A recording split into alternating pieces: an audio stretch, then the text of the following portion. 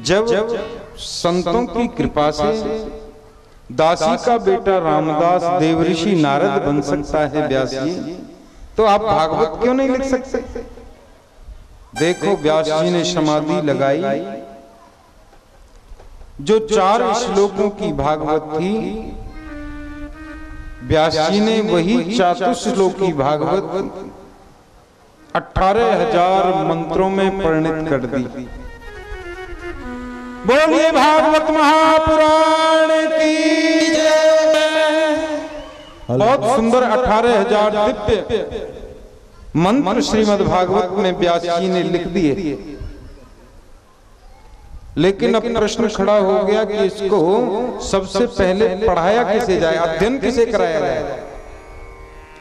क्योंकि भागवत का अध्ययन करने का जो प्रथम अधिकारी है, जिसने काम और क्रोध दोनों को जीता हो, वही भागवत का प्रथम अध्ययन करने का अधिकारी है। तो व्यास जी के मन से आवाज आई कि तुम्हारा जो अपना पुत्र है सुखदेव, उसने निश्चित रूप से काम और क्रोध दोनों को जीता है, लेकिन सुखदेव को लाएं कहां से? सुखदेव तो निर्गुण ब्रह्म की समाधि में बैठे थे। नाम रूप लीला धाम को मिथ्या मानने वाले निर्गुण निराकार की उपासना में सुखदेव जंगल में बैठे थे। व्यास जी ने अपने शिष्यों को बुलाया और भागवत का बहुत सुंदर मंत्र शिष्यों को रटा दिया और कह दिया, जहां मेरा सुखदेव बैठा है वहां जाकर के इस मंत्र को गाना।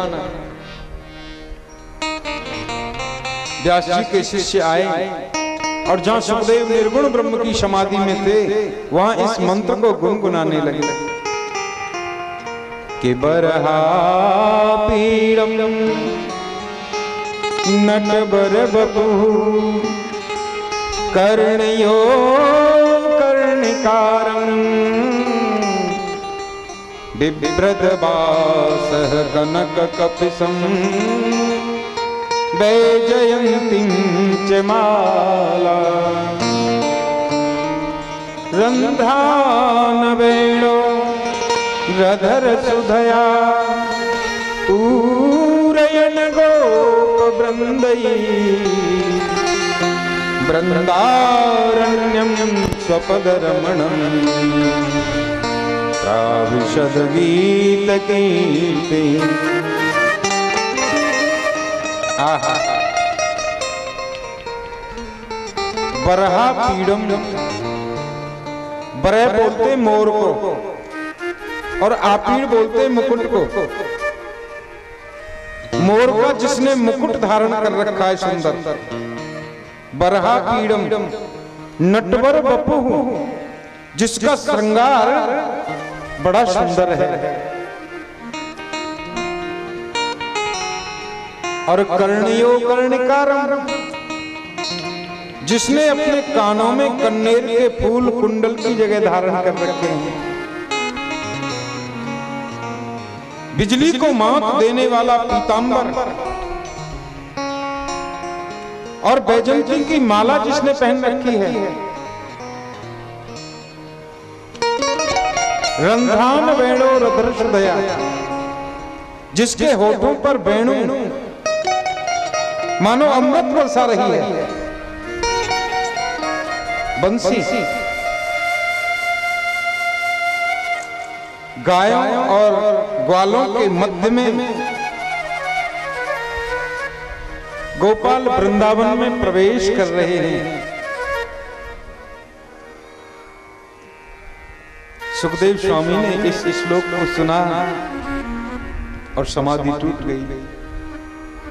आहा, कितना सुंदर है। बरहा पीड़म नटवर बपु,